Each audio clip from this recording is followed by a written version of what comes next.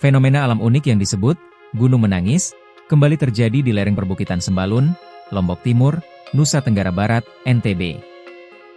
Air terjun dadakan muncul setelah hujan deras mengguyur kawasan tersebut, seperti yang terekam dalam video yang beredar di media sosial. Cuplikan video itu dibagikan ulang oleh akun Instagram Tante Rempong Official pada Rabu, 10 Desember 2025. Dalam keterangan unggahan, dijelaskan bahwa hujan deras selama beberapa jam memunculkan aliran air dari berbagai titik di lereng perbukitan, yang membuat warga panik. Kondisi ini membuat warga khawatir, karena ada dugaan kuat terkait maraknya alih fungsi lahan di kawasan lereng Sembalun, tulis akun tersebut. Fenomena Gunung Menangis ini bukan pertama kali terjadi. Menurut Rijal, air terjun dadakan sebelumnya memang muncul saat hujan deras, tetapi debit airnya kali ini lebih besar dari sebelumnya.